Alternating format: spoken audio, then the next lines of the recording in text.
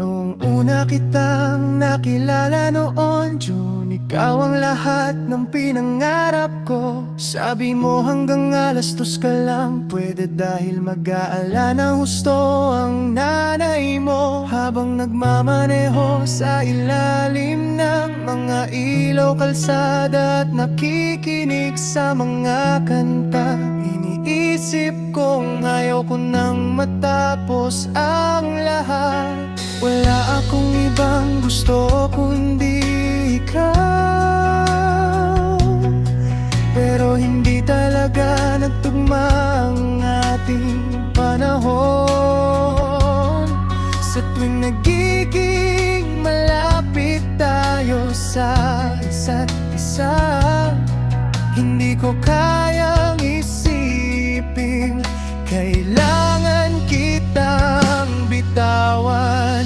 Naaalala mo ba noong nakaraang Agosto, noong gabing iyon, nang tag-init sa iyong cottage? Laging nasa tamang lugar pero sa maling pagkakataon, nagbabago ang lahat pero ayos lang yun. Ang totoo, nakakaramdam pa rin ako ng pangungulila sa nakaraan, at bumabalik ang isip ko sa gabing iyon.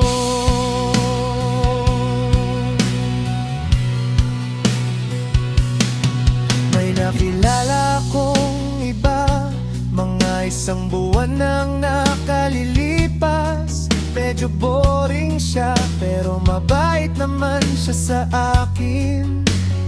Sa tingin ko pareho kayo ng gamit na pabango. Gusto ko naman yun pero parang may kulang o hindi tama. Nakakatawa kung paano ang isang gabi at mabilis na pamamaala ay humantong sa pagtawag ko sa'yo ng 3:00 ng madaling araw, para sabihin pumunta ka rito kapag mag-isa lang ako sa bahay. Alam kong hindi dapat pero sumagi iyon sa isip ko sa bawat lugar na pinupuntahan ko.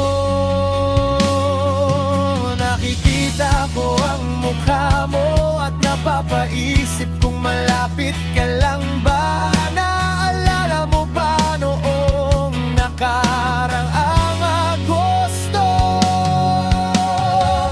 noong gabing iyon ng tag-init sa iyong cottage? Laging nasa tamang lugar pero sa maling pagkakataon, nagbabago ang lahat pero ayos lang yun. Ang totoo, nakakaramdam pa rin ako ng pangungulila sa nakaraan, at bumabalik ang isip ko sa gabing iyon,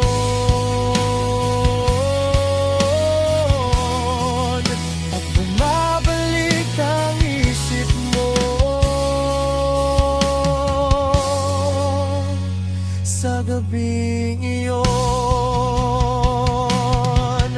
Kung may ibang buhay, sasabihin ko sa iyong ikaw lang ang tanging gusto ko. Pasok labas sa buhay ko, ayoko nito kailan, kaya tayo lang dalawa. Pagod na ako sa mga pangarap na ito. Gusto kong magkaroon ng tunay na kahulugan ng pag-ibig. Iniisip mo rin ba ang parehong bagay? Bumabalik pa ang isip mo roon dahil ako bumabalik sa gabing iyon.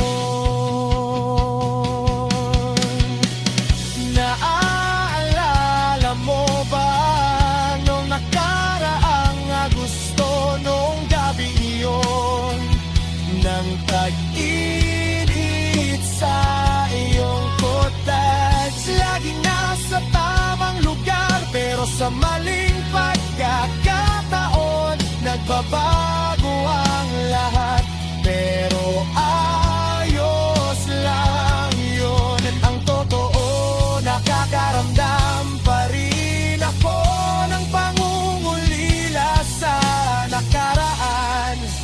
Bumabalik ang isip ko sa gabing iyon,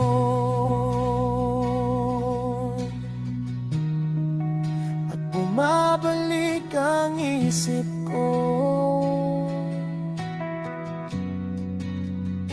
sa gabing iyon.